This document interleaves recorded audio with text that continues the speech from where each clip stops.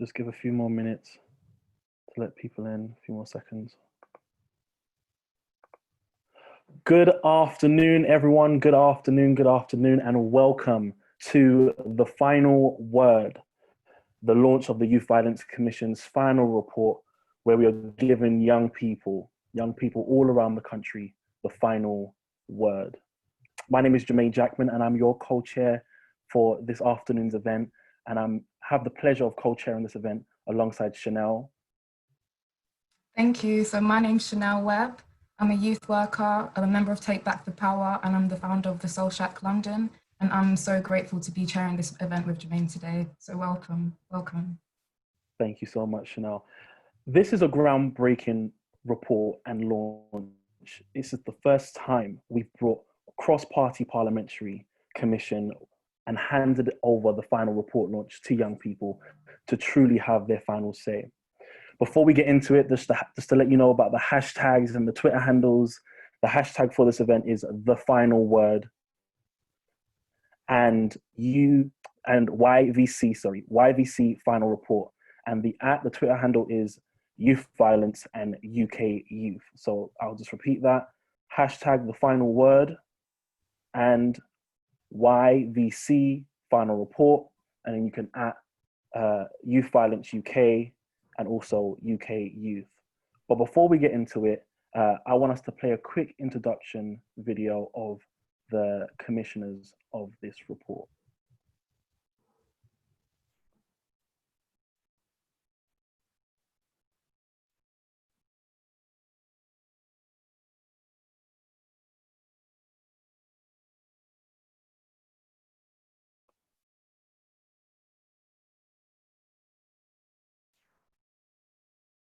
The Youth Violence Commission was established with the desire to address the root causes of youth violence. Our interim report was published 2 years ago, calling for a public health approach to youth violence and the establishment of violence reduction units.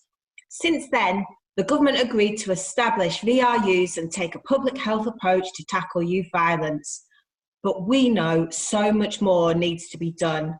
So through our work, we know that young people know what the solutions are, and they need to be at the heart of addressing this.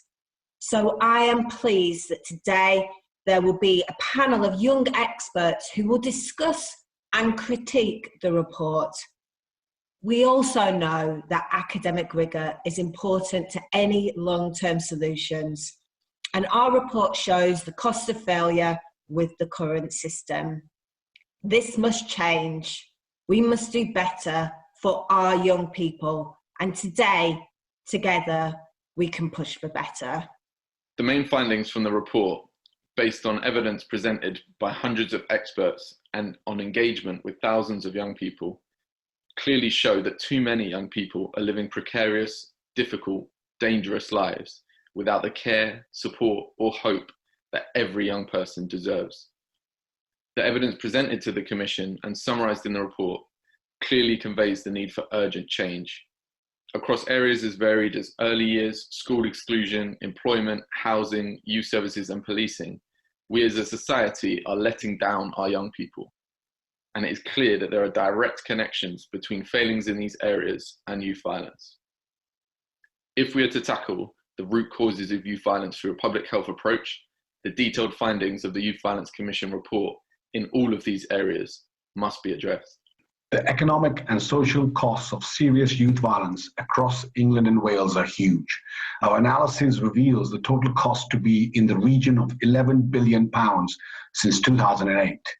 The costs have increased significantly in each and every region of England and Wales over the past 4 years, with some regions experiencing an increase in excess of 50%.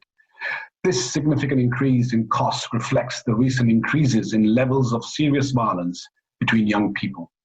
These costs provide a powerful case for significant and sustained investment in preventative efforts to reduce serious youth violence. By focusing on violence prevention, the government will save money in the long term and change many lives for the better.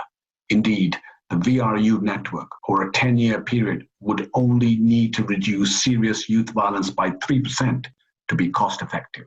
Thank you. What we've done before has rarely been done at scale and for the long term. So we know it has been done in other countries. Scotland invested very heavily in their violence reduction unit on a 10-year plan, and it did take that amount of time until violence was significantly reducing.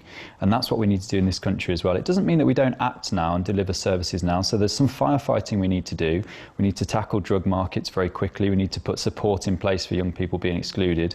But a lot of the work we need to do is actually with very young children who are in primary school or even before that, where we're supporting parents and in the early years.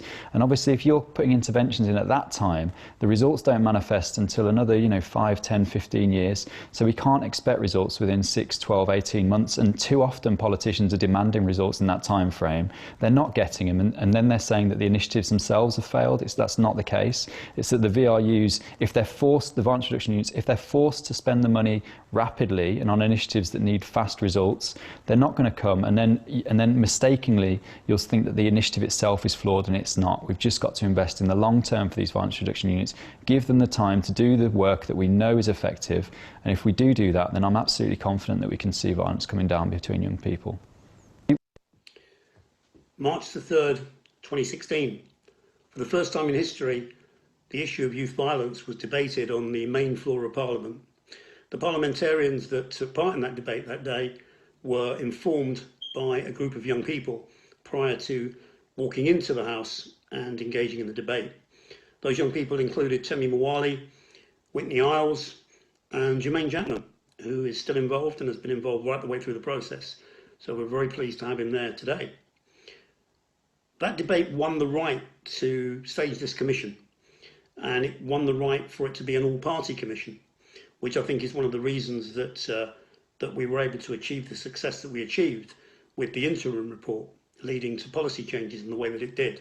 The government stating that it would start to treat violence as a disease, and then we now have 18 violence reduction units around the country. A lot of good people took part in this process, and I'd just like to thank a few of them this afternoon, take this opportunity. Duncan Bew, trauma specialist, NHS surgeon from King's College Hospital. Leroy Logan, ex-chief inspector. Lots of people know Leroy. He's been around this for a long time. Those of us on the team called him the weatherman because he tends to be on the TV talking about these issues more than the weatherman. And he won't thank me for saying that today either. John Sutherland, another ex-senior officer within the Met, was a fantastic contributor along the way. Alex Atherton, head teacher who had been at Parkview Academy, QK Academy, two big schools in London, and also a leading pro, Octagon in Haringey. He sadly lost a number of pupils to knife crime along the way, and that fueled his passion to make a change, and he was a fantastic contributor in this process. Many experts gave their insights and gave their time over a 4-year period, but it was really the young people, thousands of young people through the survey, and all the young people that took part in the evidence sessions. And I think today's event, calling it the final word and allowing young people to do exactly that, have the final word, was a fitting way to bring this part of the journey to an end. But this isn't the end. There's a lot of work to do. We deeply believe that the philosophy of a public health approach is the way forward. And those 18 violence reduction units that now exist around the country are a legitimate way for us to believe that we can now see light at the end of the tunnel in terms of finding solutions. It might not seem that way at times, but they are the way forward, and they need to be supported by society at large. Everybody has a role to play in a public health approach. That's kind of what we're seeing with the way that we've had to respond to COVID.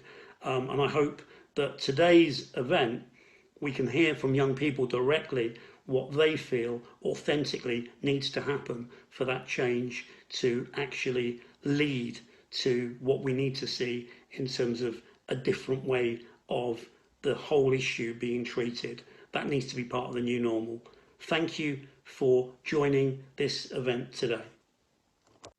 Hi, I'm Maddie Dunwoody. I'm the Deputy Chief Exec of UK Youth. UK Youth is a charity that exists to ensure that all young people are empowered and equipped to thrive at every stage of their life. We build life skills in young people through youth work, and this is delivered through thousands of local youth organisations across the UK Youth Movement. Devastatingly, more and more frequently, organisations across our movement were coming to us with increasing concerns around serious violence affecting young people. And this was a range and diversity of organisations, from those both in rural and urban settings. So it was really important for us to join the Commission and support driving this work forward. Young people were at the heart of the work that we've delivered. Their experiences and opinions have helped form and shape the recommendations in the report. And it's really important that this work continues, that the voices of young people continue to be part of the solutions, and they, with others, are involved in implementing the recommendations, working with the VRUs and others to do so. And young people at the heart is obviously important to us, which is why today young people are bringing the launch of this report to you. I hope you enjoy the session.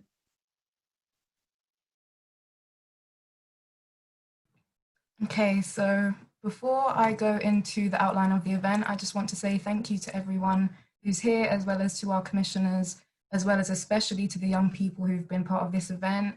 It's been a hectic few weeks, but it's been really enriching and just a nice experience to be around everyone and to experience the coming together of this event.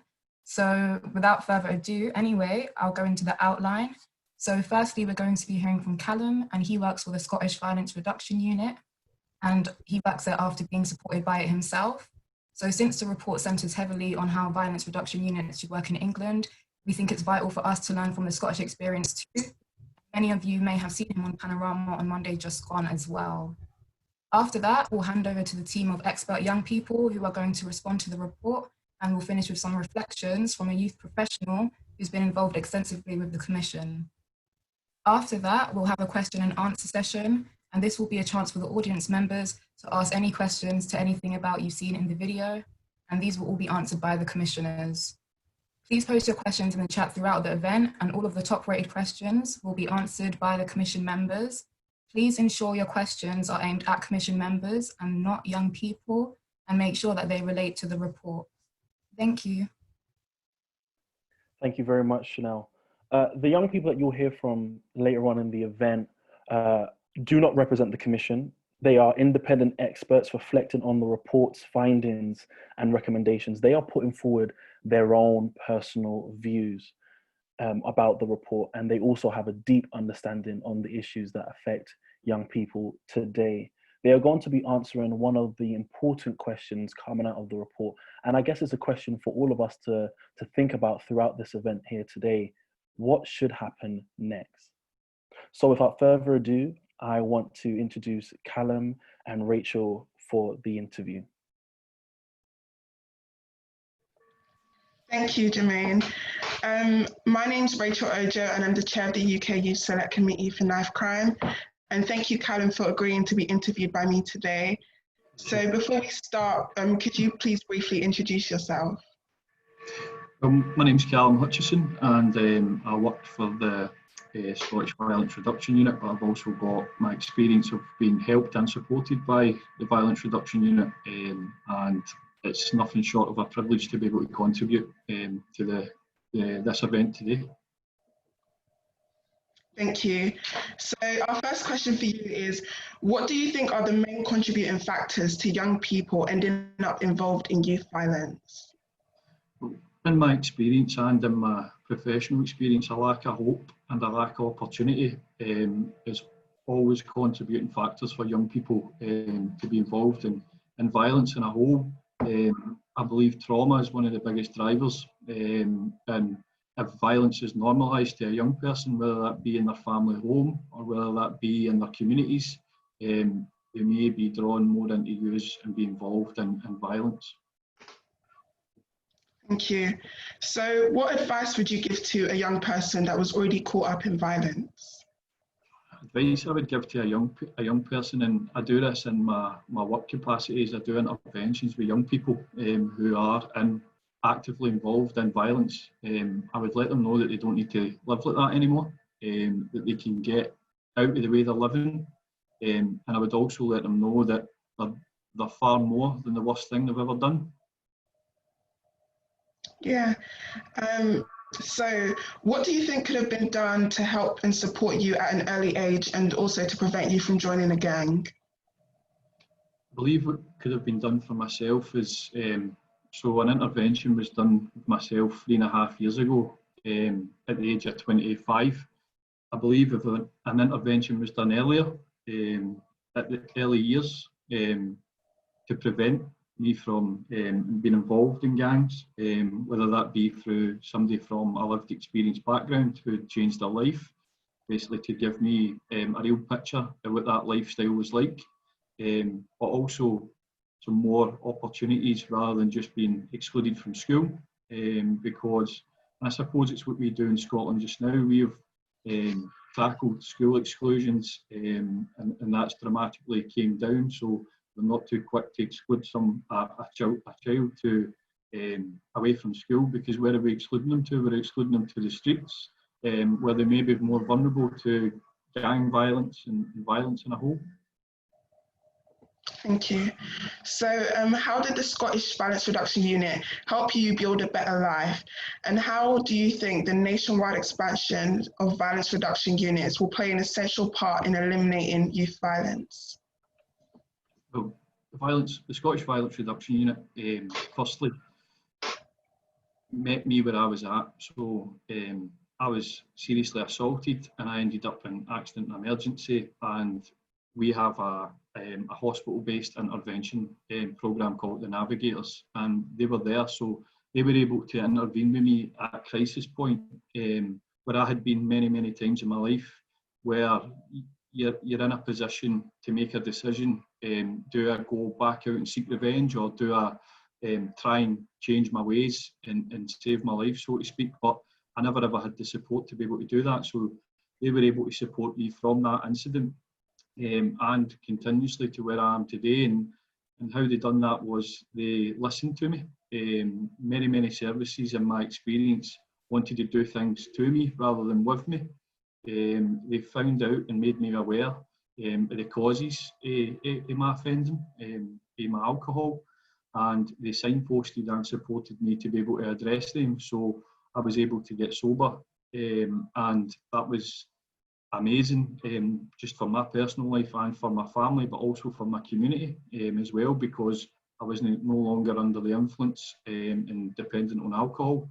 But more importantly, they were armed with a solution. So when I had arrived at a point where I thought that I want to give a bit back to my community, whether that be volunteering or work, they were able to get me involved in another programme, which is an employability programme that the Violence Reduction Unit has, and it's called Street and Arrow, where there I was able to get a real sense of purpose. I was able to learn transferable skills, and I was able to access round-the-clock support via a mentor and counselling. But what they done was they challenged a belief system in me, and a belief system that was that all police just want to lock you up and they're the enemy. That's a belief system that I grew up in, from my community and my family home and stuff like that, because I went and met an inspector from the Violence Reduction Unit, and he basically said to me, "Callum, I'm not interested in your past, I'm interested in your future. What do you want for your future?" And I said to him,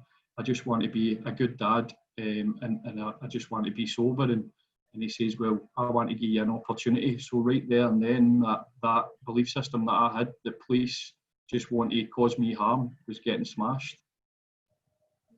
Okay, thank you. So Callum, what did you see internally that made you actually want to engage with the Scottish Violence Reduction Unit? What it was I'll go back to the Navigators. So the Navigators were just real people. They had a balance of professional experience but also lived experience, but they were able to share that with me, and they had an exit ramp for me, so it wasn't just kind of tokenistic, if you engage with us we'll come back and see you in 6 weeks and stuff like that. And it was very much, once that intervention was done, they came and met me in my family home. They supported me to appointments and stuff like that, so they done relationship straight off the bat with me, and I believe I can't stress how important it is to do relationships and prevention work, because I didn't trust services, I didn't trust authority, but they were gentle. Their gentle approach was life changing for me. And basically, what it was, nobody was willing to give me a chance or an opportunity. But the Violence Reduction Unit, they were, and they didn't want anything in return. They really just wanted to help. Thank you so much, Callum, for sharing your story, and thank you for this very insightful and helpful interview. A pleasure. Thank you for having me.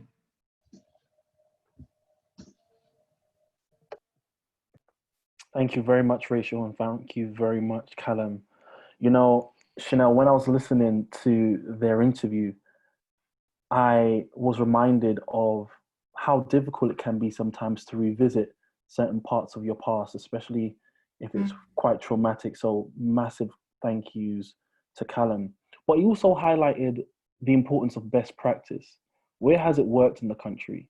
How can the VRUs being set up in England and London learn from what Scotland are doing? When they spoke about identifying other issues happening in Callum's life and providing that almost love and support that he needed and that was required. So yeah, very powerful and insightful interview. For me, even what stood out to me mainly was when he mentioned that it just gave him hope, because I feel like a lot of the time, especially when you come from poverty or you come from a low income background, you don't necessarily have much hope in your environment.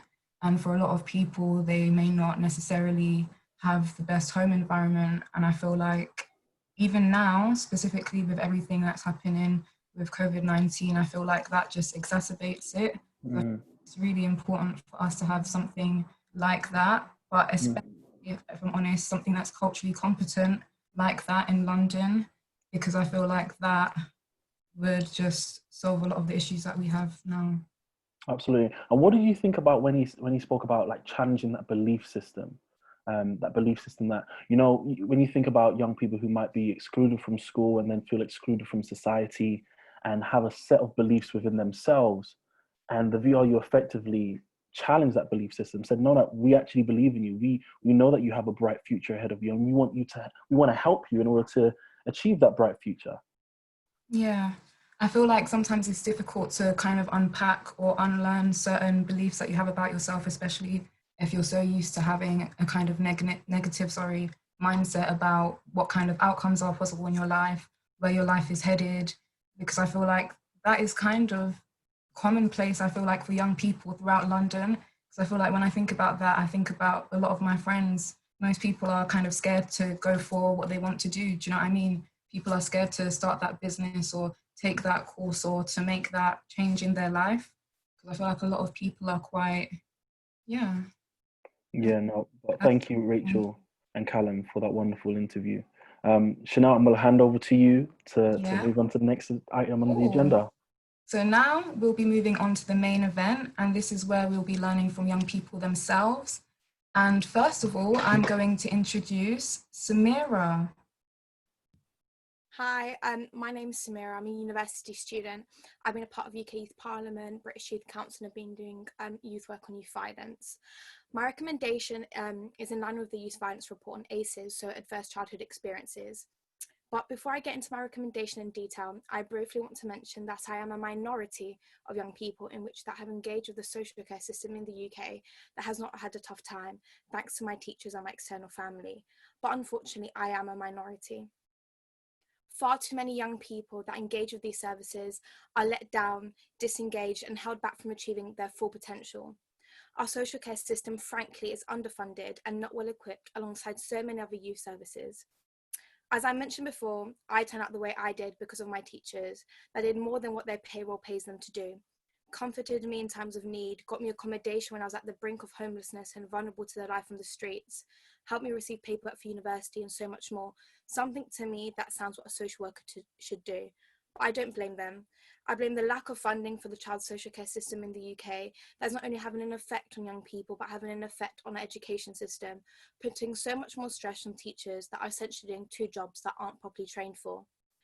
Moreover, I believe there needs to be a review on handovers in the child social care system from one key worker to another, because this is where young people can begin to start detaching themselves from school and the services provided.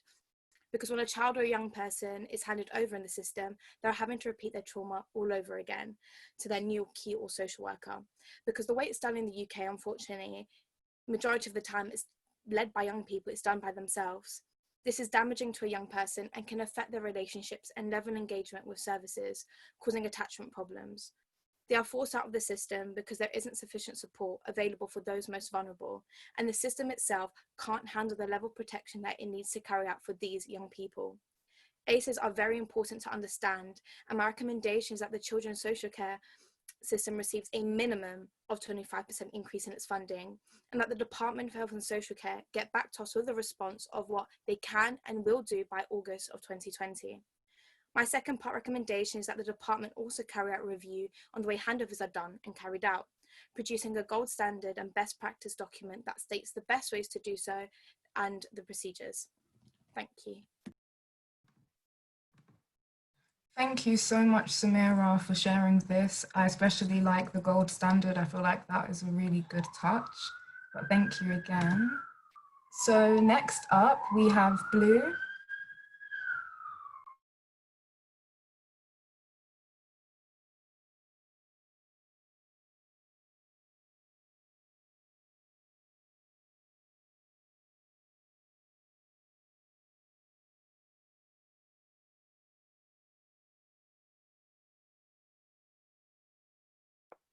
Not too sure if Blue is with us yet, so I think we might move on to the next speaker. I think that Blue's part is meant to be pre-recorded, so there should be a video. Oh, is it?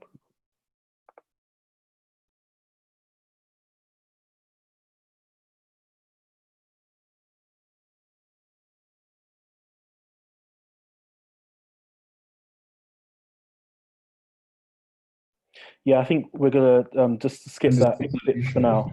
Oh. Hi, my name is Blue King. I am 17 years old. I was recently.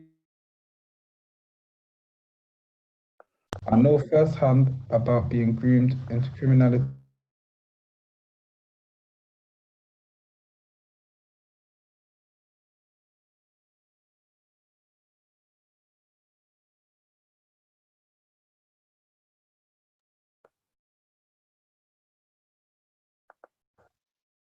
I was as young.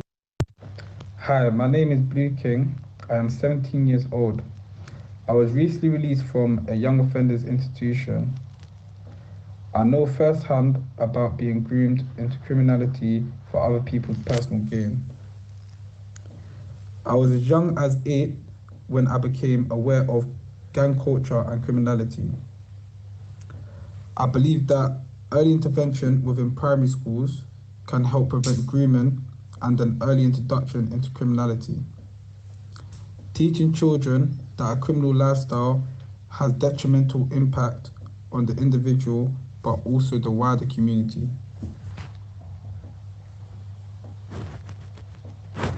What do you think?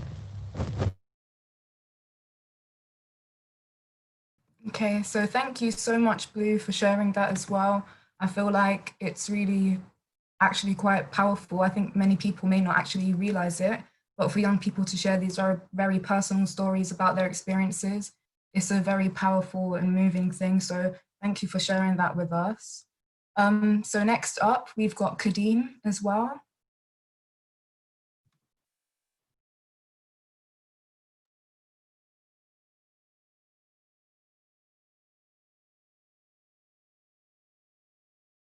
Exclusion created my social impairment and led to my interest into advocacy and policy and wanting to understand my own exclusion and empower myself. I'm advocating for no more exclusions as I feel exclusions are derogatory and create safeguarding issues, which leads to criminalisation as a product of labelling and targeting children in schools. You don't get over exclusion and the dehumanising trauma it creates. Exclusion creates a fast track into the through-to-prison pipeline. We know the ways that manifest, but getting to the root causes is where the focus correctly lies. Challenging exclusions. The School Exclusions Hub is a resource I recommend from Just for Kids for anyone experiencing exclusions. When understanding the through-to-prison pipeline, young people become a product of their environment or a product of over-policing and labelling. Exclusion is the opposite of what should happen. Young people should be involved in conversations about their long-term care, and young people should be able to hold institutions to account when experiencing failures in care, and they should be listened to. Young people, but not institutions, are held to account. As long as that system remains in place, we won't see any societal change. Who's mostly affected? Recently published data by the Centre for Social Justice revealed that only 4% of excluded pupils passed GCSE English and Maths, compared with 64% in mainstream education. I was mostly affected coming from a single-parent home, and how the education system used exclusion to target me and my mum was something I always wanted to know simply why. Exclusion could have silenced me, and today I'm grateful to be involved and not part of the 87% of the prison population who also attended pupil referral units. If I wasn't oppositional to the idea of being a statistic, I'd be a bigger part of the problem in society. The changes and recommendations would contribute to the bigger issue, addressing the racial and geographical targeting and criminalisation of black boys, particularly between 15 to 24, or all ages, as social exclusion starts earlier than that, in some cases through early childhood. Why I think abolishing exclusions would be effective is because Scotland reducing exclusions heavily impacted the reduction in crime. My activism is as a result of me being labelled in education and being excluded rather than heard in any meaningful way that would have affected my learning, and finally becoming exhausted with being told I'd never fit in with societal norms and criminalised rather than receiving any long-term support.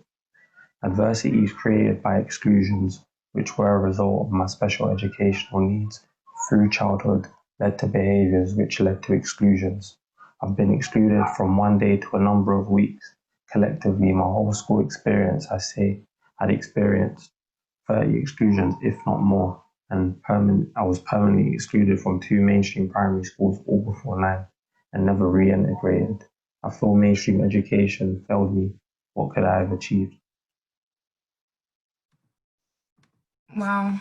Kadeem, thank you so much. That was very poignant. I think what really stood out to me most was just the mention of early childhood and how a lot of these things, like Samira was mentioning, the ACEs, they happen at early childhood. A lot of these things could be happening kind of repeatedly. They could be complex or compounding trauma. So I feel like it's very important to think of those impacts as well. And also just the mention of just statistics and labels and how young people are viewing themselves based on how they view society has treated them. But I will be going on to the next point, which is Samira and Dean. Hi, reallocation is my recommendation when it comes to people referral units, also known as PRUs. PRUs offering are just some of the vital recommendations discussed in the report. I'm echoing the report and arguing the many damaging psychological effects that occurs and the opportunities it opens for vulnerable young people to be groomed into youth violence and the life on the road. I believe that we must also, like the Scottish Violence Reduction Units and what the report recommends, aspire to zero school exclusions. Just in a moment, you will hear a perfect example of why reallocation of funding to mainstream schools is so important, that it can be done and be an effective measure of prevention. This is Dean's story.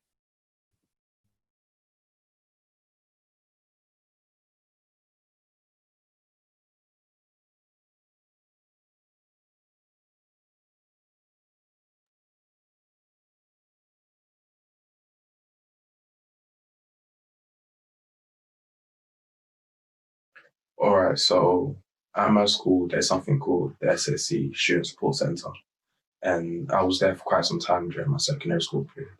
It's a building on school grounds where students that need support or a different type of help go. And still being on school grounds meant I could still be with my friends, seeing them during lunch, break, before and after school. So my reason for being sent there, like many, was due to behaviour issues and punctuality.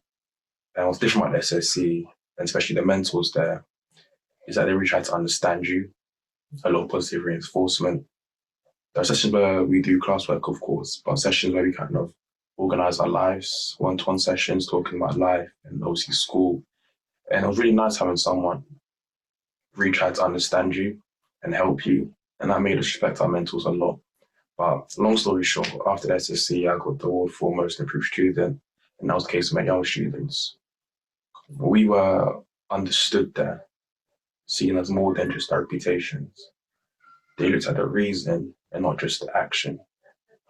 And the help given in that environment, in that way, really gets through to a person.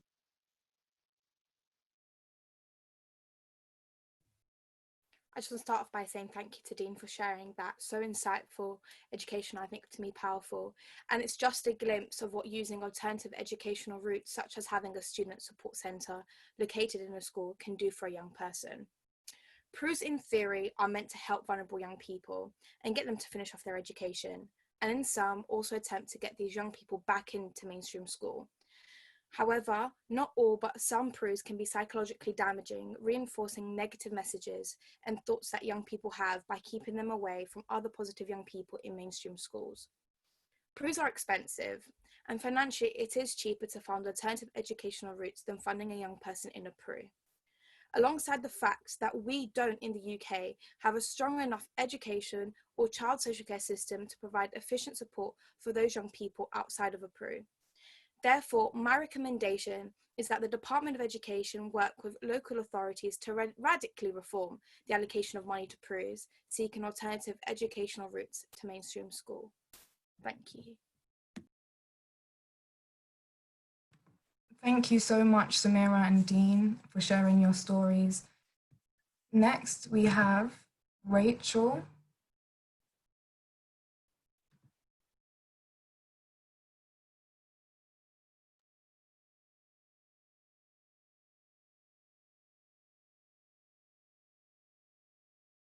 Good afternoon.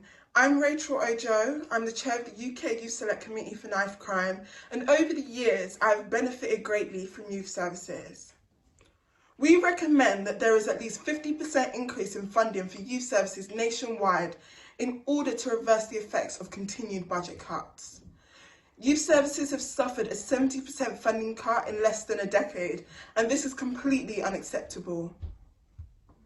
Youth services are key preventative measures proven to have the ability to help transform the lives of young people by helping them to build skills that will last a lifetime, as well as helping them to increase in resilience, confidence, and employability. They help young people to realise their own potential, aspire for more, and to know that they can achieve anything they want as long as they work hard for it. Hopeful young people are much less likely to become involved in youth violence. And we believe that every single young person deserves access to youth services, and we cannot have a one-size-fits-all approach. The services need to be tailored to the specific needs of each community in order to engage young people. We need to ensure that these youth services are of a high quality and that they can be an effective tool to eliminate youth violence. This means that not only do we need guaranteed funding, but it's crucial that we invest in youth workers by paying them fairly, recognising them, and providing adequate training. In the Safer Lives survey that reached over 2,000 young people, 23% stated that they would go to a youth worker for help and advice if they felt worried about being a victim of violence.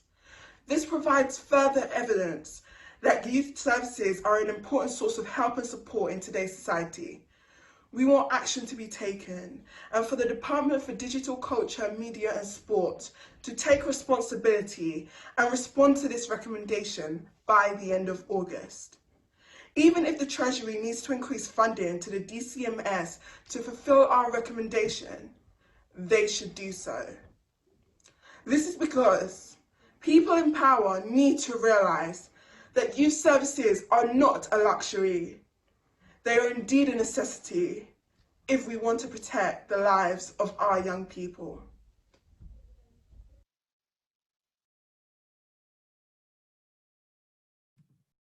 Thank you so much, Rachel.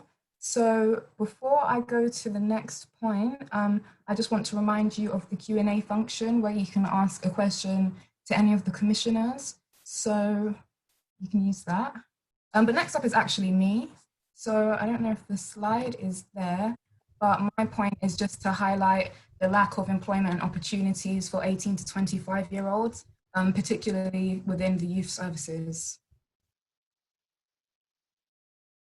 Okay, so when you turn 18 in this country, many of the services that were once available to you are no longer available, such as youth services or CAMS. When many young people age out of these services, they end up falling off the radar and fall prey to negative influences due to lack of support.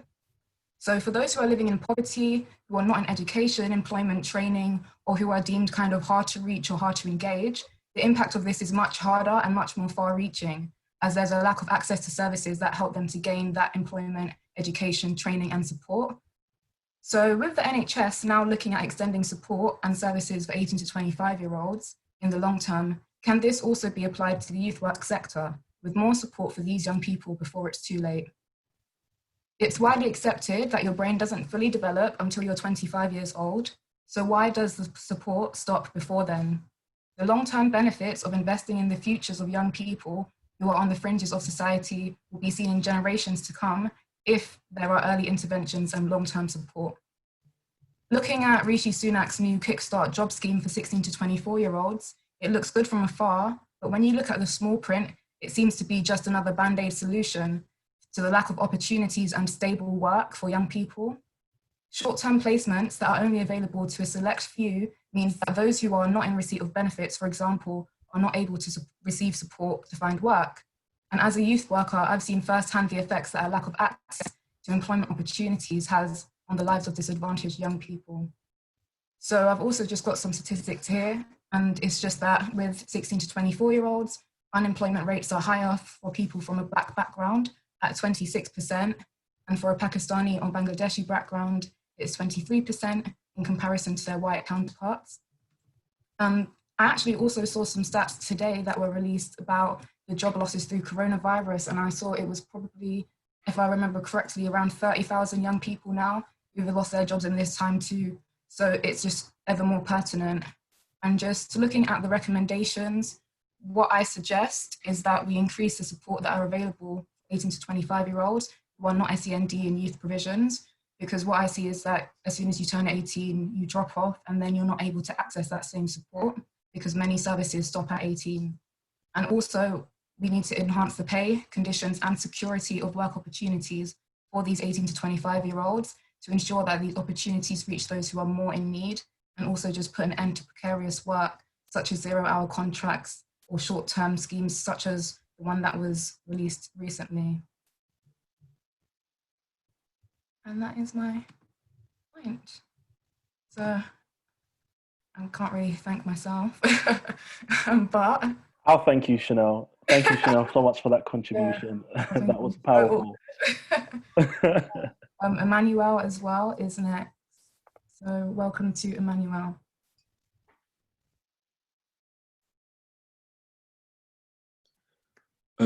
Before I start, I just want to say good afternoon and thank you to the 300 participants that have joined today. The recommendation that stuck out to me is recommendation 35. This is central government should provide local authorities with statutory funding and a clear statutory duty to provide youth services, the levels of which should be determined by the number of young people living in each local authority. Next slide, please.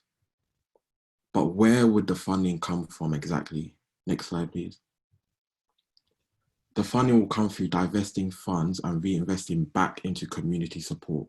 On the 28th of last month, the government announced that 4 new prisons will be built to boost the rehabilitation and support local economies.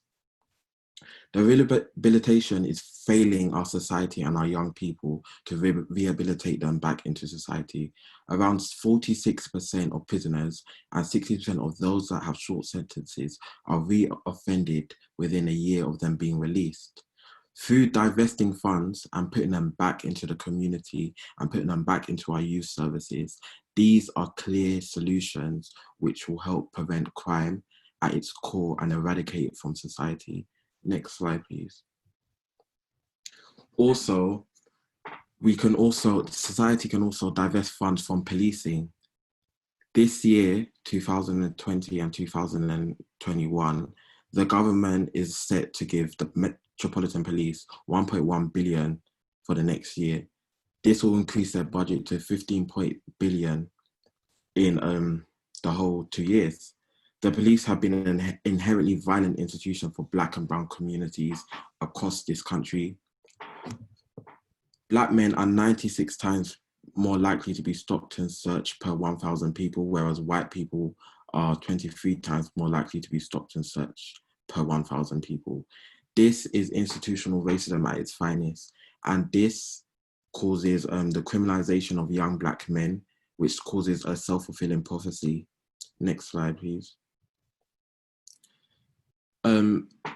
Youth services have gone down by 70%, and in London alone, we have lost around 100 youth services. And through funding these areas and divesting funds back into the community, this is a clear route where crime will go down for youth. In other words, I'm basically saying defund the police.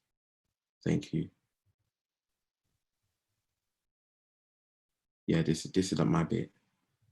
Okay, thank you so much, Emmanuel, especially you've come with all of your stats and your costings, so that's always appreciated. Next up, we have Kadeem.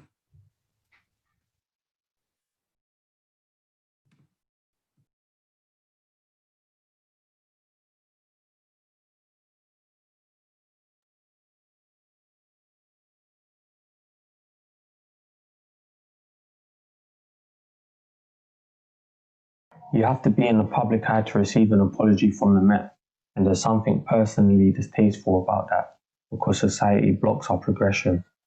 Through police complaints, through stop and search, there's a theme of no accountability.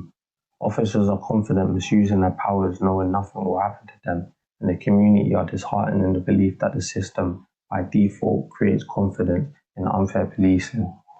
Fair policing is non-existent in disadvantaged communities or a rare commodity. You fit the description because of the area is more prominent than any ground level engagement with communities, which creates the distrust and the narrative. Does that make the brutality perpetrated on vulnerable groups more or less acceptable? Are the effects of trauma not the same, or wouldn't it be worse received by a person struggling every day in poverty and deprivation? But currently, being Black is a crime and no accountability is taken by the Met for the racial targeting that evidence-based policing has indicated. Stop and search is controversial, and some searches may well be intelligence-led, but we need an independent body who looks at the intelligence, looks at the information available to the police, CAD calls, previous convictions against officers when they completed their training, time spent on the force. If calls to defund the police aren't acknowledged, better anti-racist policing methods should be put forward by the most affected and targeted members of the community to create employment and to create a possibility of change. The perception right now is police just want to send us to prison, which in the statistics and through history is a justified perception held. And when you tie in trauma from school exclusion to stop and search in young people, it all creates adverse experiences that, due to the under-budgeting in other areas that concern our well-being and long-term support and supporting communities, youth clubs or community hubs, aren't being funded, and we end up the product of a forgotten, austerity-stricken generation blamed for societal issues. But you can't exclude the problem if we keep mentioning it and making it a point of conversation. No more exclusions. Thank you, Kadeem. Next up, we have Dean.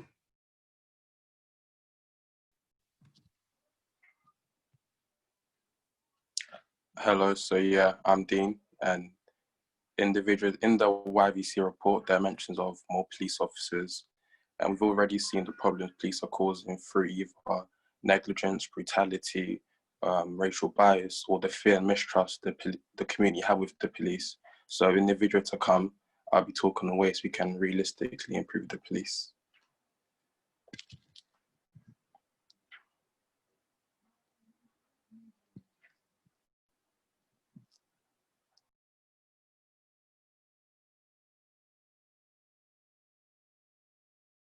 This sounds sensible in theory, but do you have any ideas on what to implement to change police culture? Imagine this, an independent body of people, trusted by both the masses and the government, and given supreme power over police in case of misconduct. The confidence people have in police will start to increase, knowing that they're not untouchable, but also keep police behaving accordingly. We've all seen videos of police laughing or looking unbothered when a member of the public threatens to report them, which is a blatant indicator that they deem themselves almost untouchable. Now, that is relegating those who are within, but I think there's a necessary step that those who are to enter must go through, and that's a psychological assessment, judging whether one is of right mind to be allowed to use legal excessive force on others. Over and over again, we've seen officers talking to members of the public in a manner that is bound to infuriate them.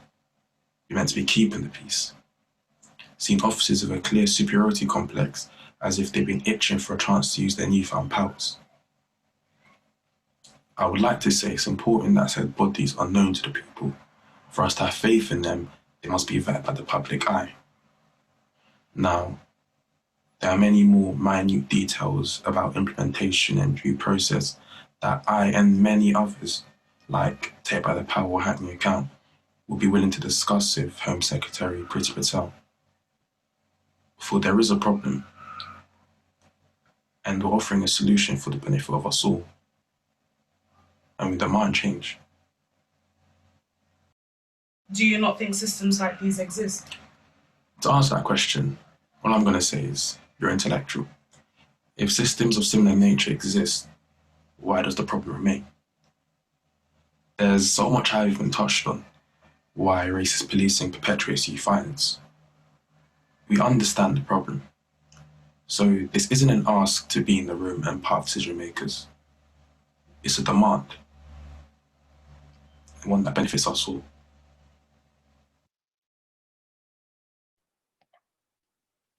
So yeah, just to put it clearly, the video is a demand for a detailed meeting with Home Secretary Priti Patel, where we can talk more about implementation and realistically improve the police for the benefit of us all. Thank you so much, Dean, for sharing that. And that's definitely something that I second. But next up, we have Yolanda. Thank you, Chanel. Good afternoon, everyone. My name is Yolanda. I'm a youth leader at Hackney CVS and Politically Black. I'm also a community researcher at Hackney Account Hackney. I'll be doing a short spoken word followed with my point and recommendation. Hackney is not innocent. There's blood on our streets from the hands of the police. Remember the name? Rashawn Charles. He was killed in 2017. His family still weeps. But coolly, the officers were just doing their job. Nah, man, the brother couldn't breathe. This one's close to home. Really broke Hackney. Still no justice. Officer walked free. There's a murder on the streets and he's still patrolling Hackney. How can we feel safe? Who's gonna protect us? My prayers goes out to his family. We must never forget his name. So say his name, Rashawn Charles. Say his name, Rashawn Charles. R.I.P. Maddest thing is, he ain't the first. In 2002, we were saying R.I.P. Kwame, another death in custody, and it's the same old story. He died of natural causes, but when he asked for your help, officers refused. They thought he was faking it. Though he was constantly collapsing, moving round in agony, he should have lived. He had a 90% chance. But they show you neglect when your skin color's dark. Kwame, rest in peace. My prayers are with your family. These are just two names of the victims who had to endure a painful reality that the UK is not innocent. These are just two families yet to receive any justice for the traumatic events caused by the police. However, unfortunately, these are just two names in a long list of 1,744 names who have been forced to face the same harsh reality. It's moments like this that cause a detrimental effect on the communities.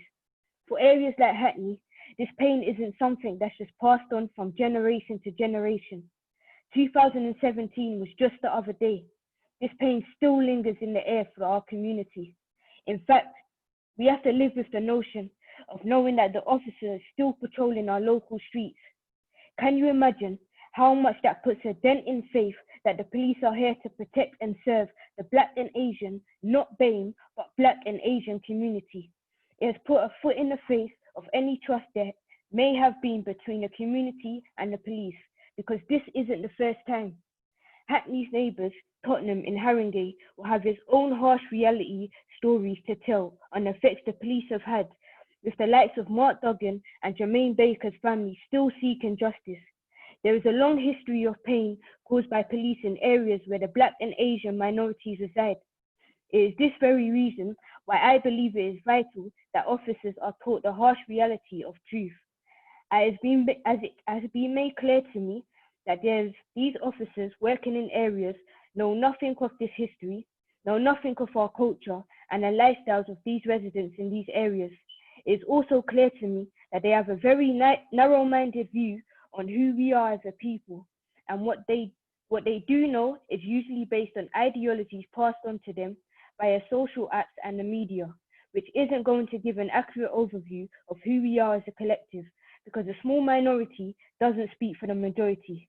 I believe one way that we can try and tackle this narrative moving forward is that any officer working in such areas should undergo training that will give them a deeper insight of why the trust in police is so low, a deeper insight of just how traumatic experience we've had to face as a people and the effects it has caused.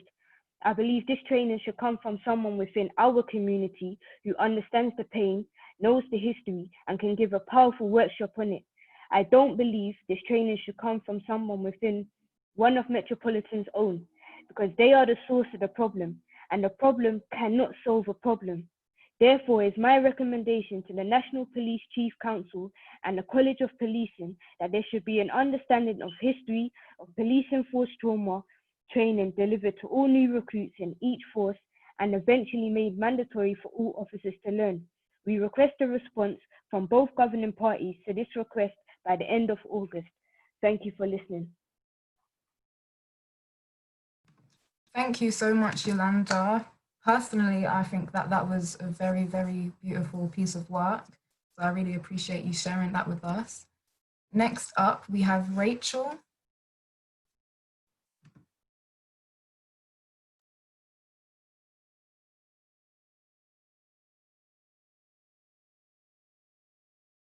We believe that there needs to be increased funding, including from police budgets where needed, to ensure that every single young person that is arrested should have access to high-quality diversionary services.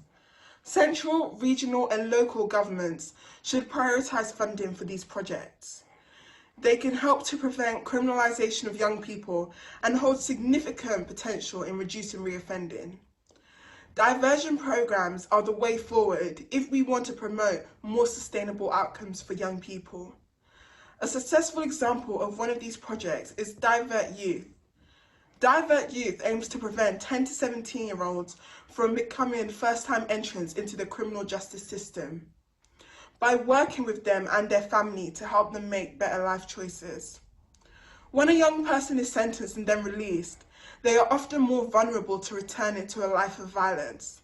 This is because they have lost their jobs and support systems, so now may find that they have nowhere else to turn, especially since those with a criminal record find it harder to find jobs in our society. A diversionary project can allow a young person to avoid having a criminal record and uses a public health approach to support them and to also help with reintegration into the community. Police must be able to signpost and divert the young people that they encounter into early help services with sufficient capacity to provide them with the necessary support and guidance.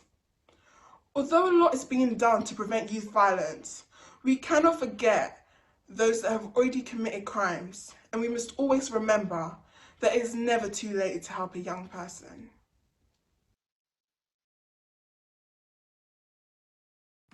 Thank you so much, Rachel, for bringing up examples of how we can help young people.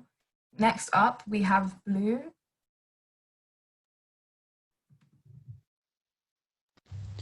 Prisons and young offenders institutes lack youth workers that have an understanding of the prisoner's background, culture, traditions, and future aspirations. It would benefit prisoners if mentors had positive life stories that reflect how they took a negative situation and turned it into a positive one. Thank you, Blue, again for sharing your perspective. So next up is me again. So my second point, there should be a slide as well, is about just the overrepresentation of Black, especially, and BAME individuals in exclusions in school, in the criminal justice system, as well as in just the mental health system as well. And for this, I'm just going to read some stats to you. So in the year ending March 2019, 27.8% of the people in youth custody were Black, which was more than double the percentage in the year ending March 2006. Over half, 51% of those in young offender institutes are BAME. So then you can see that 27.8 around out of 51% are Black. Mixed white and Black Caribbean pupils have high exclusion rates and are 3 times more likely to be excluded than white British pupils.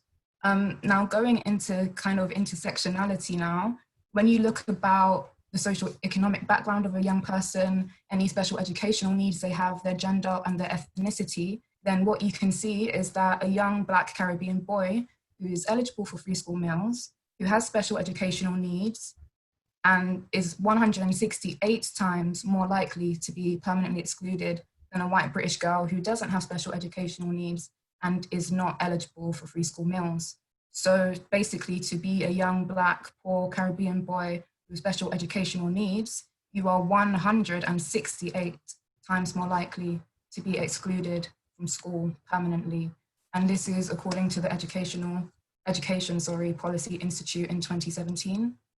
Now looking at mental health, this one is really close to home for me, especially because my best friend is part of this statistic. She was a young Black girl who was hospitalized at least 10 times within the last 2 years. And I feel like this is something that really needs to be looked into because every time I went to visit her, everyone there was Black or brown. And even if they were white, they were treated a lot better when they even had their episodes. So there's a lot of things to unpack with that, but I'm just going to read the stats. And the risk of psychosis in Black Caribbean groups is estimated to be 7 times higher than the white population. And the impact of the higher rates of mental illness is that obviously you're more likely to encounter these mental health services. Detention rates under the Mental Health Act during 2017 to 2018 are 4 times higher for those who are Black or Black British than those who are white.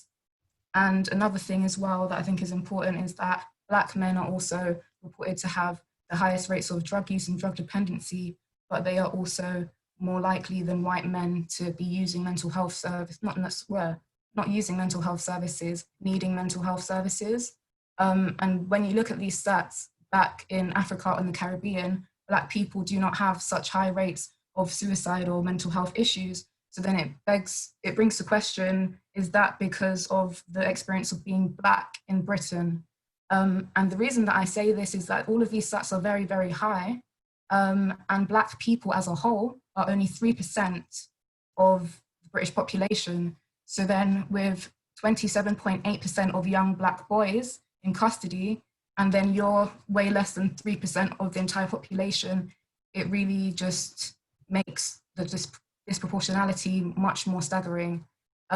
So just in terms of my recommendations, I think that we need to enact all of the Lamy Review recommendations, as well as those of similar research that have been done. And I think we need to take a similarly rigorous review of the education and health systems and outcomes for Black people, especially, but also for BAME people in the UK. And I would like a written response for that by the end of August. And that's my point. Thank you, Chanel. Next, we have Atian. Hi, my name is Atian. I'm 17. I'm the youth MP for Camden, and I'm an activist on all the different issues that we're talking about today. So now I want to talk about how, following on this report, it's time for real action. So I think it couldn't be clearer. Every day, young people across Britain are being failed by an education system that entrenches rather than tackles inequality, failed by a criminal justice system that narrowly focuses on punishment, neglects prevention, diversion, and rehabilitation, failed by a broken benefit system that deepens rather than lifts people out of poverty. The serious youth violence epidemic, which tragically continues to claim the lives of young people, is a reflection of these failures. What we've set out today, in crystal clarity, are the reforms needed in the economy, the criminal justice system, the education system, and beyond needed to tackle this crisis. On a surface level, the measures we're calling for today may seem expensive, but in comparison to action, significant. Here's why. The cost of serious youth violence since 2008 has been a staggering 11 billion. The total cost is £180 million, and in some years, significantly higher. The costs have increased across all regions in England and Wales over the last 4 years. Challenging the broken logic of austerity is more important than ever. As we approach a coronavirus recession, the lessons of a destructive decade of austerity have got to be learned. Between 2010 and 2019, there was a 30 billion housing subsidies and other social services. Those cuts made those who had the least pay the most. What we're proposing today is a social investment which will be more successful, more cost-effective, and more expenditure wastage on punitive systems in education and criminal justice, which exacerbate rather than tackle the issues of violence in our society. The coronavirus pandemic has exposed the deep inequalities in our society. The vision we've set out today is for a fairer, more equal, more functional society. All those who do not want us to return to the injustice of the past should embrace it. The political choices made in the coming weeks and months will echo on for long, deciding the life chances of young people in every corner of the country. The coronavirus pandemic has placed us at the crossroads of history. It's time to create a society that allows young people to not only survive, but thrive. I messed up that last time, but thank you. Thank you, Atian, for another pragmatic summary.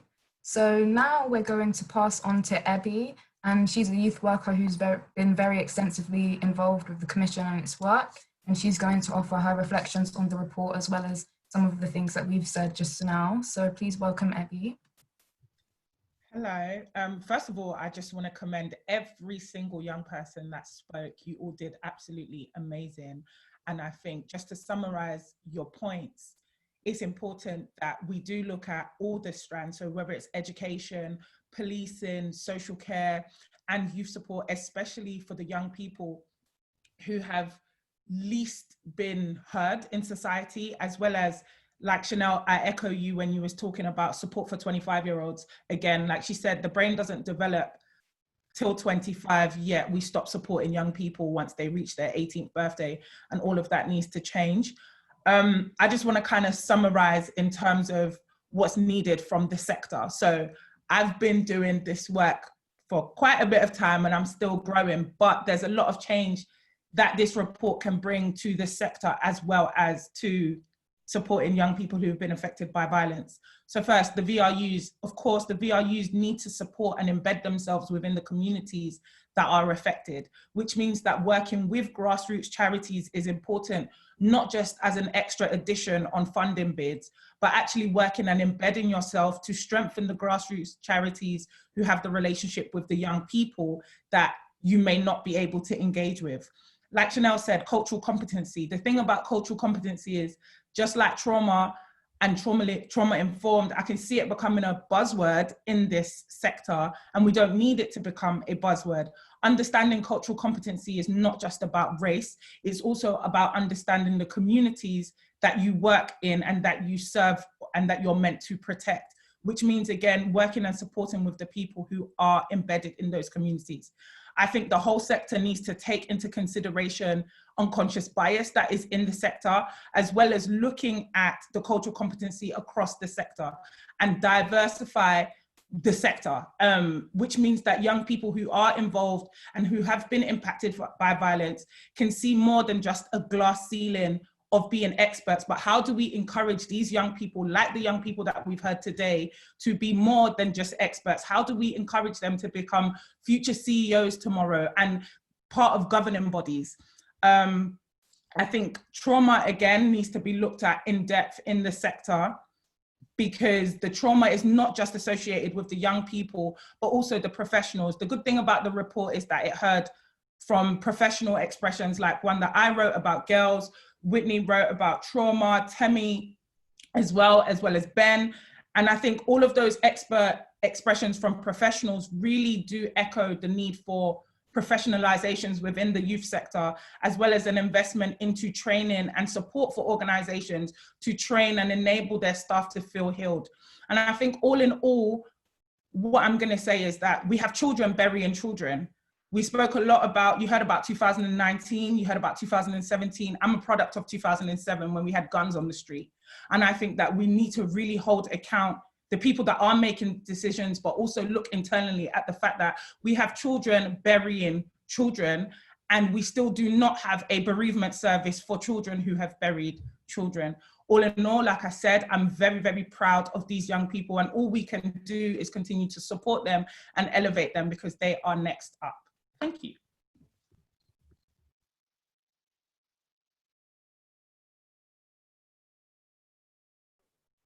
Thank you very much, Ebby.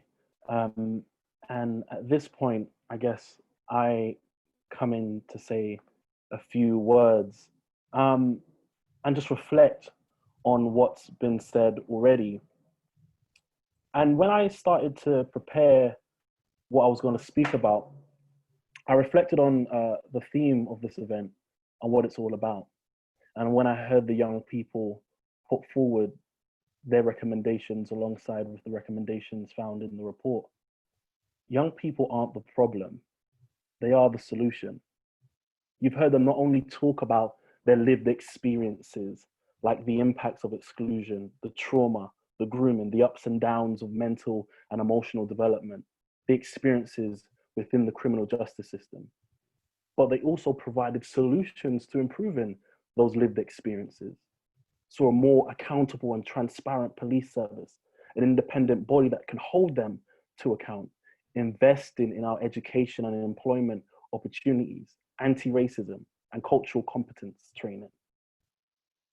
But I have to say this, the issues and the lived experiences shared by young people, they're not something new. When I heard some of those experiences shared by the young people today, you can imagine that those are the same lived experiences of young people 20 to 30 years ago, if not longer. So at what point do we stop and start to rethink our approach? We spend around £7 billion on policing in England and Wales, around £3 billion in London. The recommendations put forward by young people are more cost effective than inaction. So when we do nothing to try and tackle violence, but the recommendations the young people are putting forward are more cost effective. The government's current policy on building more prisons is more expensive than implementing some of the recommendations, if not some, all of the recommendations shared by the young people. So at what point do we stop and say, hang on, the way we're trying to tackle these issues, it isn't working. I'm pretty sure, I can't see all your faces, but I'm pretty sure you're there nodding along throughout the event, throughout this afternoon. But how many of you will leave this event and call for change? Because as you leave this Zoom call and go back to your day-to-day lives, I know we've got some warm weather coming up over the weekend, the issues facing young people will continue. So at what point do we act, change society and improve the lives of thousands of people? Because when I tell you we have an uphill battle, especially when we look at the systemic inequalities and institutional racism that we face. And the uphill battle becomes harder when we have reckless comments from decision makers and leaders. I said to myself, I'm not gonna name and shame anyone, but you know what? This is a safe space. And I think I'm gonna name and shame Cressida Dick. We got a Met Police commissioner who has said she doesn't believe that institutional racism exists in her organization. But the images that I've seen recently look like images from the 70s and 80s. The comments that she's making sounds like comments that they made before Scarman and McPherson report. So while we demand and fight for change, we need to have leadership in place. And I'm going to call out Boris Johnson too for his comments in the chamber yesterday. We need to have leadership in place who are prepared to encourage change, implement change, and oversee change. Because we need to have leaders who must accept that there's a problem first before we can change it. And if a leader can't do that, then that person needs to move out of the way for someone who can. And I'm being absolutely real with you. We just heard the lived experiences of young people. This is what they're going through on a day-to-day basis.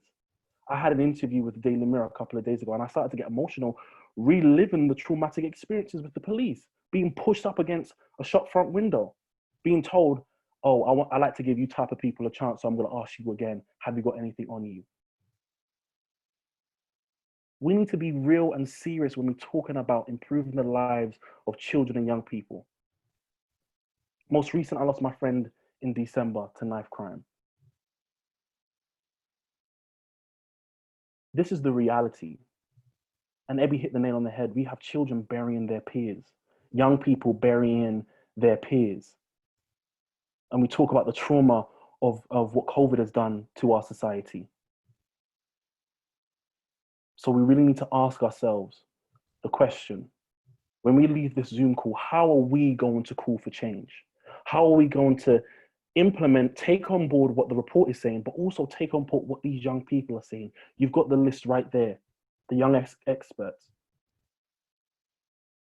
I can't be any more real with you. And I'm not crying, it's just my hay fever.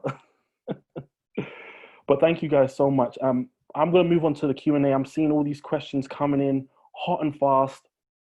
So I'm going to quickly move on to the Q&A. So can I ask the panelists to show their beautiful faces for us and to be ready? We've got Vicky, we've got Luke, we've got Kier.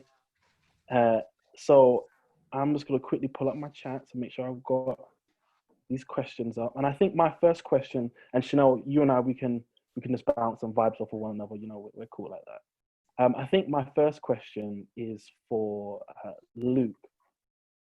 How do you think the Youth Violence Reduction Unit will impact the schools to prison pipeline in London?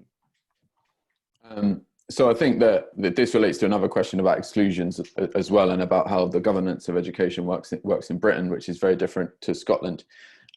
So obviously, because of academisation, the DfE and Ofsted are the two most powerful institutions really when it comes to education.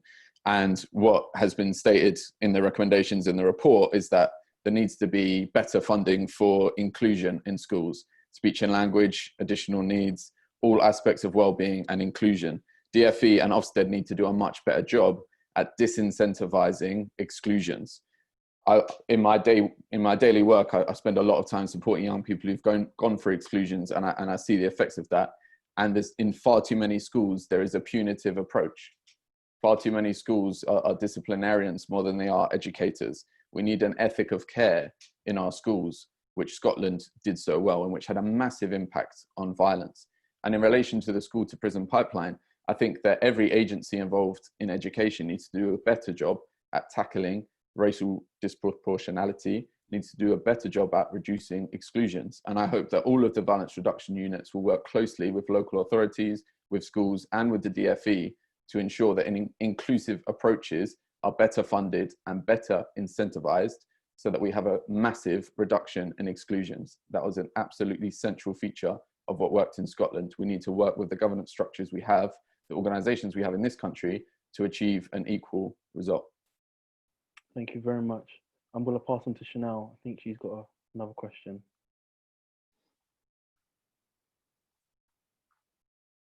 I think you're on mute. Don't worry, it happens to us all. I came off the thing anyway. But one question that we have is, given 4 of the 8 recommendations in the final report involve an increase in funding of some sort, how can we ensure this is taken seriously by an austere government who evidently do not have a strong social focus and bracing for an exit from the EU? Right, shall I take that one? I think that this, actually kind of goes to the heart of what we've done with the report, and one of the reasons why we felt that the really kind of tackling the issues around the cost of failure, not only is the current system failing our young people, but actually it's spending more money. And what we need to be doing is just reinvesting that money earlier so that our young people have gone and got that support so they don't end out in the criminal justice system in the future.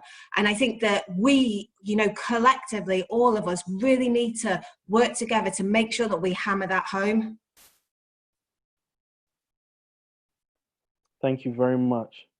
And Abene, how will the commissioners advocate for the transference of money, wealth, assets to communities to ensure that poverty is not a driving factor for young people getting into risky or violent behavior?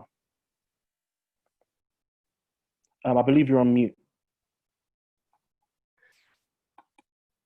Thanks, Jermaine. Yeah, I was on mute. I was listening to all these comments and statements, so just completely dazed by all of them. Jermaine, thanks for the question. I think basically, as Vicky pointed out, you can hear me, right, Jermaine? Yeah. As Vicky pointed out, the report makes a careful argument as to why it's cost effective for the government to definitely have a long-term plan for the VRUs, a 10-year plan. So it's like an open and shut case in terms of cost-benefit calculation. And once the government reads the arguments, they will see it's an open and shut case, that they need to definitely put the resource in there. As I think one of the commentators made the point that, the cost of violence of the last 10 years has been close to 11 billion pounds, while as funding the VRUs over the next 10 years will be, 350 million. It's peanuts compared. But in fact, there's an argument to make more investment. And exactly your point, Jermaine, is to make significant investment in our communities in terms of schools, how to minimize exclusions, aspire for zero exclusions, and so on and so forth. There's a case there. There's an economic, social argument in their own self-interest, in the society, in the government's own self-interest, and it's consistent, I think, with the government's plan to level up as well. So there is a bit of optimism there. But we need to see action. We need to see action, and there is concern we have that because of COVID and that they may not provide the resource that they should be doing. So we will need to keep on getting them to understand the argument. So I hope that's helpful, Jermaine. It's really helpful. And all these questions are coming in so fast. I'm trying to keep on top of them. But I guess a question. I'm going to take this last question, and then just to everyone else who's asking the questions, there's an email address that's going to go out so you can get your questions answered. But I guess my question to all of you, the panelists, in terms of final remarks, is what is the one thing that you're going to take away from today's event and go on to do? Vicky, you're an MP. Luke, you work in the local community. Like, what can we do, and what have we learned from today? I guess I'm going to start with Vicky. I think today's been so powerful, and I don't think that anybody that's been there listening won't feel that, and won't feel, the lived experience, the passion, but actually, the solutions. But I think that the thing that we need to take away from today is, to continue with that, to be armed with the arguments that are there, in the Youth Violence Commission report, to use them to put pressure on all politicians. I'm just one of the 650 in there in terms of stuff. But also it's about putting that pressure on locally, local violence reduction units, seeing, what they're doing, working with them, local councils, etc. And kind of the final thing that I'd say is, we've got our future leaders here. That's absolutely for sure. And I feel emotional, touched, proud, and almost lost for words, which is unusual for a politician. Thank you so much, Vicky. Luke?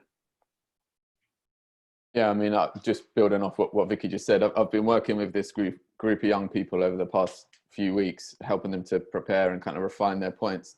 And it was one of the easiest things I've ever done, because everything that they've been presenting today is their own wisdom and their own insight. And I guess for me, going away from this, obviously I have a professional interest in supporting all young people, but I'm particularly passionate to individually and collectively as the Commission support this group of young people as much as we possibly can to ensure that they obtain the positions of leadership that they deserve. Thank you. And thank you, Luke, so much for all the hard work that you've done over the last couple of weeks, especially working with the young people in preparation for this event. Massive thanks goes to you. Thank you, Luke. And Abinay, what's your takeaway from this? I was going to, Vicky said it so brilliantly, share everything she said. So I won't repeat that, but simply say I agree with everything she said. And in particular, in terms of your earlier question, how do we persuade the government of today to put in resources support? We've got to keep on making the argument. We should never give up in making the argument, showing the evidence, and getting more young people that we saw today in front of the ministers to make the argument for us as well. Absolutely, absolutely. Thank you so much for that. I want to now pass on to Luke and Samira to make their final closing remarks. So before Samira has the final word of the final word, just a few quick things from me. First of all, thank you so much for all the excellent questions. I'm aware we answered about 0.3% of the questions in the Q&A, but we've saved it. We're going to address all of the questions in writing after this event, and we'll post on Twitter when we've done that and when that's ready. If anyone has any other questions or queries, you can email vicky.foxcroft.mp@parliament.uk, and then we as a collective will address those questions. I just wanted to say a few things to a few particular people before the very end. Firstly, to the young people who were involved with today, and to all of the young people who've been involved in the Commission throughout its history, thank you and well done. I think everyone will agree from today that giving young people a platform and giving young people the opportunity to share their wisdom is what needs to happen more and more. And I know that this is not the end of the work that young people who have presented today and who've been involved in the Commission will be undertaking. And we as the Commission will support you in whatever next steps that you're taking. And I cannot wait personally until your generation is in power and all of you guys are making the important decisions that shape the nature of this country. If you're watching this as a young person and you're inspired and you want to get involved in similar things, look up the organizations that are local to you that can support you to use your voice, to be heard and to make a change. Look up Take Back the Power, look up Hackney Account, look up the Forefront Project, look up Reclaim Manchester, look up Leaders Unlocked, look up Advocacy Academy, and there are loads more that I don't have time to mention. And then to national and local power holders and decision makers, the case for change is clear and utterly irrefutable. Here on the screen right now is what needs to happen. All of these points are backed by extensive evidence, both from the Commission and elsewhere. The Commission's recommendations, the 8 key recommendations, are on the left. The young people's recommendations from today are on the right. As Atian made very clear, all of these recommendations are more cost effective than the cost of continued violence. And all of them are more affordable than the reactive, punitive, ineffective responses currently adopted to violence in too much of our society, in our criminal justice system, in our education system, in our political economy more widely. Violence reduction units need more support in the longer term and a wider remit, but they can only work if the national policy environment reduces inequality, reduces poverty, reduces school exclusions, reduces job insecurity and housing issues. The report makes that very clear. As stated earlier, we expect written responses from those government departments by the end of August.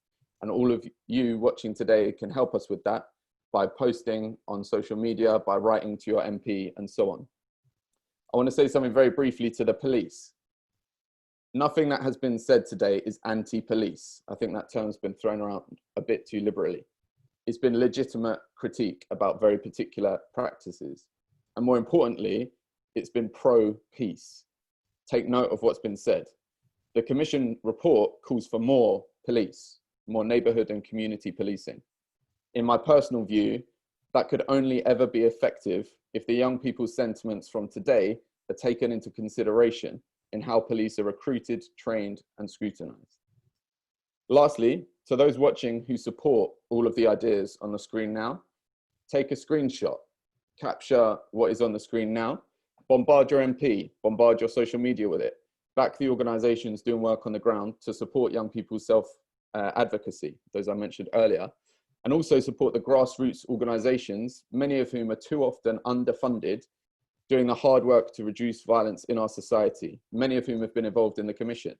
Groups like Project 507, Juvenis, Milk and Honey, Power the Fight, Gav Education, Roadworks, and again, there are many, many more that I could mention. Everyone has a role to play and a responsibility to help reduce violence. Please play the part that you can play. And I'll pass over to Samira for the final word. Before I get on to the final word and the final comments, I just want to say on behalf of the young people here today, thank you to Luke for mentoring us, being there with us in the coming weeks preparing for this event. Thank you to the report, to the Commission for allowing us to be a part of this event. And thank you to our host, Chanel and Jermaine, for doing such a wonderful job in hosting the event. Change will come. The question is, will we see it in my generation or my kids' generation?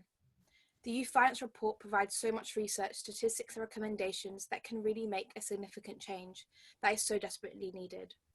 I'm sick of seeing friends not reach their potential because of childhood barriers. I'm fed up of seeing friends having to deal with institutional racism and limited opportunities. And I'm tired of having to bury friends or see my friends lose a brother, a sister or a cousin. Today must start the snowball of policy reform, reviews and increased funding. This report is a tool open for all to refer to. Decision makers don't need to go far for the information or for a reason. It's right there in this report. From educators to youth workers to young people living the experience have all contributed to this report. So to all the participants here, lobby your MPs, lobby your councillors and CEOs. And to the decision makers and people of power reading or listening to this, get to work, because I would hope you want to be at the forefront of change and not the reason we see it so late. So hear from us now or tomorrow, you will hear from us until the lives of young people are enriched and protected. Thank you.